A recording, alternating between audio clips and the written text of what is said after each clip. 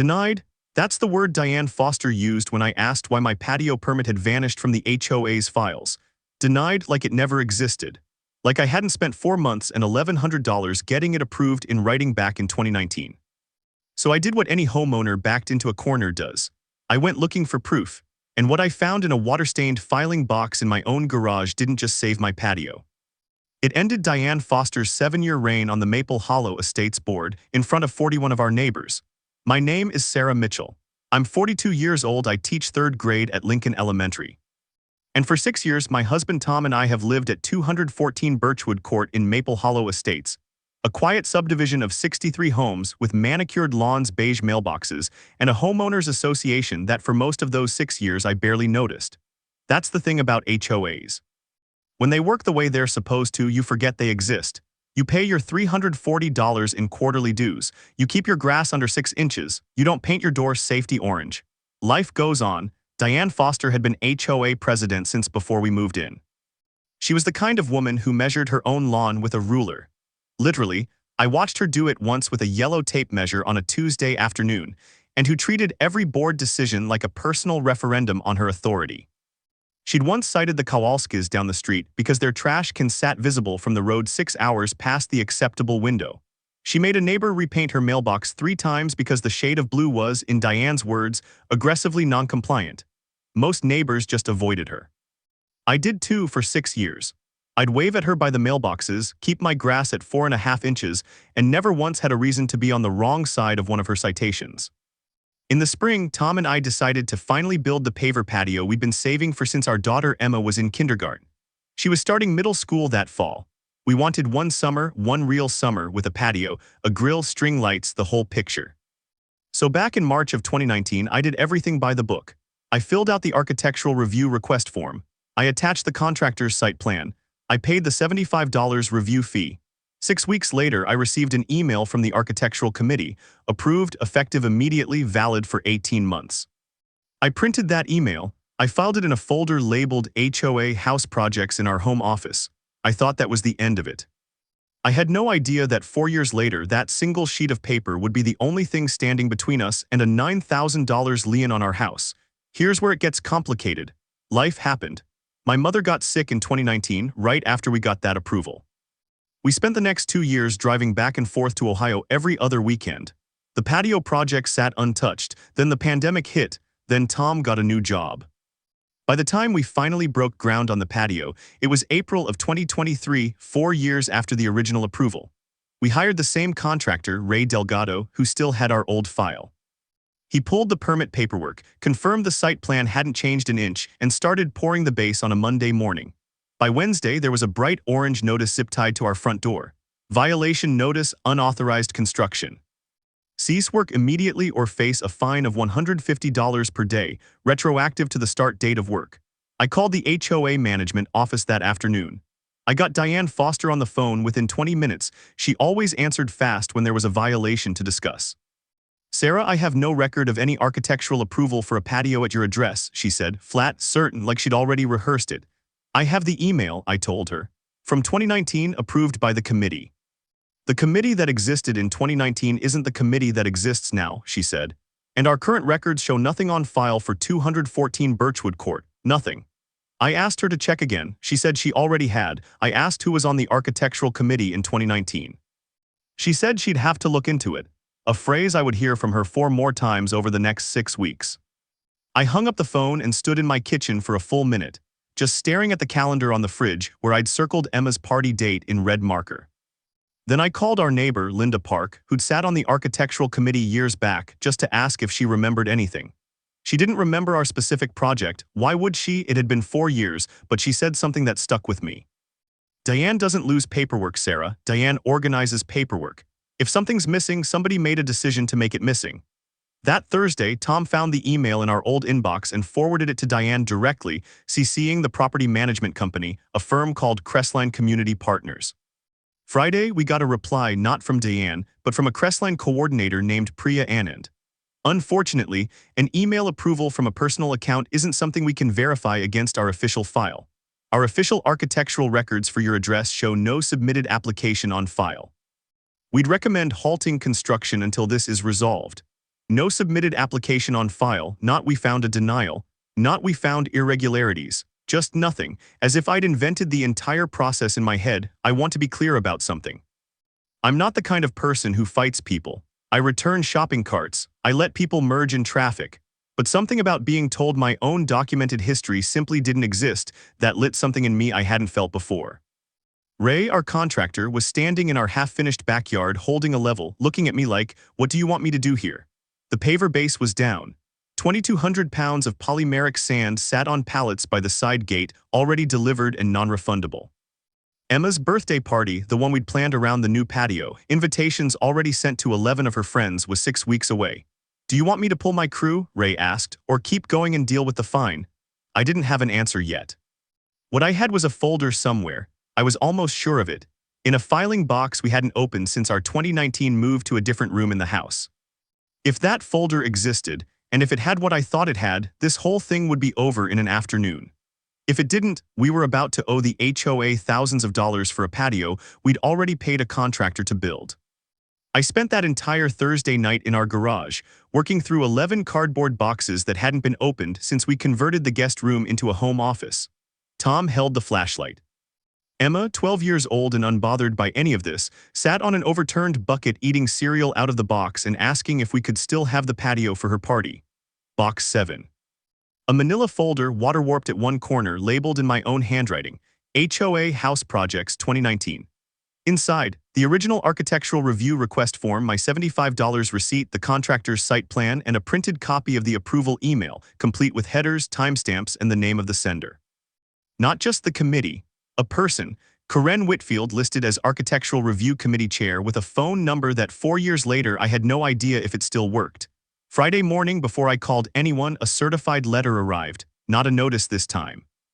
A formal notice of violation and intent to lien, from Crestline Community Partners, on official letterhead, citing unauthorized modification of the property in violation of Section 4. 2 of the CC and RS, and giving us 14 days to either remove the structure or pay $2,100 in fines and processing fees, with language that a continued failure to comply would result in a lien being filed against our property. $2,100. For a patio, we had a paper trail proving we were approved to build. I read that letter standing in our driveway in my scrubs. I'd just gotten back from a Saturday morning parent-teacher conference prep session, and I remember Tom coming out to find me still holding it, 10 minutes later, unmoved. Emma poked her head out the back door and asked if the letter meant the party was canceled. I told her no. I wasn't sure that was true yet, but I told her no anyway. That same afternoon, I ran into Diane at the community mailboxes. She was in her gardening gloves, deadheading the petunias planted around the mailbox kiosk, a job that technically belonged to the landscaping company, but Diane liked to supervise personally. "I heard you're still building," she said, not looking up. "I found the original approval," I said, "from 2019. Signed by Karen Whitfield." Diane's hand stopped moving for exactly 1 second, then she resumed clipping. "Karen hasn't been on this board in 3 years, she said. I wouldn't put much weight on anything from that era. Records get reorganized. Reorganized how? When Crestline took over management from the old company in 2021, a lot of paper files didn't transfer cleanly. That's not my fault, and it's certainly not evidence of anything on your end." There it was. Not a denial that the approval existed, a suggestion that even if it did, it conveniently no longer counted. I asked Diane what would happen if I couldn't produce records old enough to satisfy her.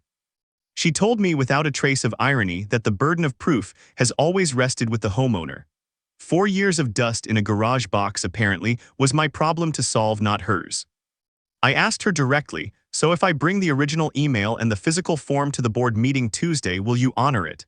She smiled the way people smile when they're being recorded and know it. "Bring whatever you'd like, Sarah. The board makes decisions as a group." I went home and called Karen Whitfield's old number that same night. It still worked. And what she told me changed the entire complexion of this fight, because Karen still had her own copy of the 2019 committee meeting minutes, the ones that would show in black and white exactly who approved our patio and exactly who had signed off on it right below her own name. Karen Whitfield agreed to email me the minutes that same night.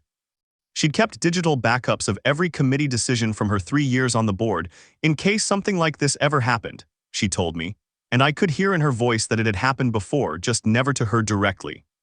The minutes from the May 14, 2019 Architectural Committee meeting were 4 pages long. Page 2 showed our address, our project description, a unanimous 3-0 vote to approve, and 3 signatures. Karen Whitfield and 2 other committee members, one of whom I realized scrolling down was Diane Foster herself. Listed not as board president, but as a voting committee member 3 years before she became president. Diane Foster had personally voted to approve our patio in 2019. And 4 years later, she was standing at community mailboxes telling me no record of it existed. I sat at my kitchen table until nearly midnight, reading those 4 pages over and over, half expecting the signature to blur back into someone else's name. It didn't. Karen's handwriting was unmistakable. She'd told me on the phone she still signed every document the same looping way she had since she was 22 years old. And right below it, in tighter, more deliberate letters, was Diane's.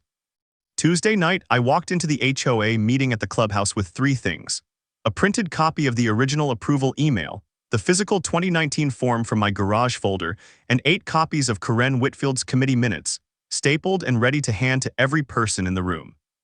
There were 41 residents there that night, more than usual, because word had gotten around that something was going on with the Mitchell house. I sat in the 3rd row until public comment, then I stood up. My name is Sarah Mitchell, 214 Birchwood Court. On March 2nd, I was told by this board that no architectural approval exists for our patio project. I'd like to enter into record the official committee minutes from May 14, 2019. I handed the stack to the board secretary, who passed copies down the table. I watched Diane's face as she read her own name on page 2, in a section she clearly had not remembered or had hoped no one would ever pull. This shows Diane Foster, then a committee member, casting one of 3 approval votes for our project, I continued. I'm asking the board to acknowledge this record, rescind the violation notice, and confirm in writing that our patio is compliant. The room went quiet in the specific way a room goes quiet when everyone realizes they're about to watch something. Diane opened her mouth to speak.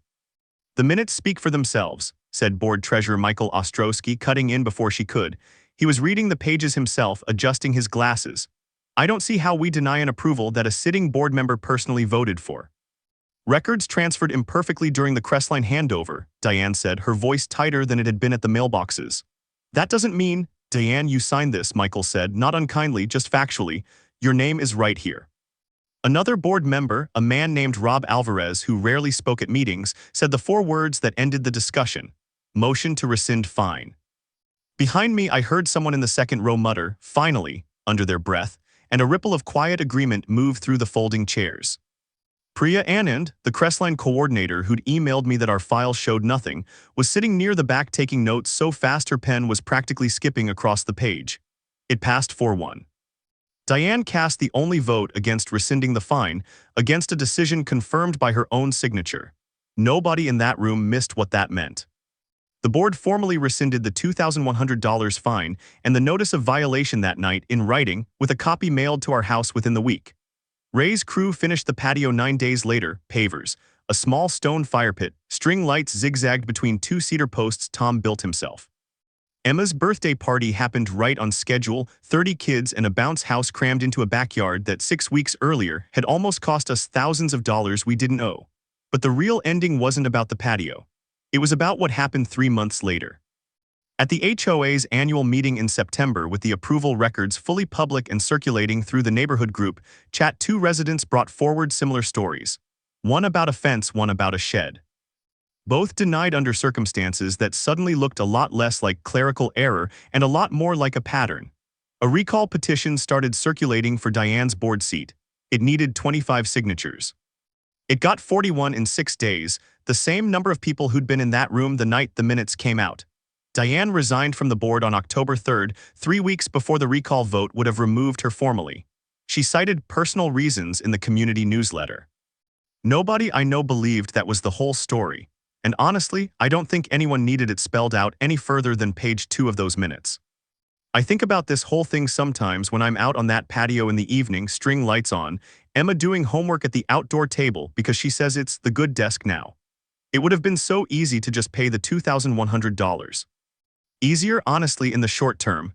Nobody would have blamed me for it. Fighting an HOA board feels in the moment like fighting a wall built specifically to outlast you. But records don't lie even when people do. Somewhere in a box in your garage, a folder in your email, A signature on a form you forgot you filed, the truth is usually sitting there, waiting for someone to be stubborn enough to go looking for it. If you've ever been told something doesn't exist by a board, a company, or a person who should absolutely know better, go check your own files before you believe them. You might be sitting on the exact page that ends the argument. A new board president was elected in November, Michael Ostrowski, the treasurer who'd read Diane's own signature back to her out loud in front of 41 neighbors.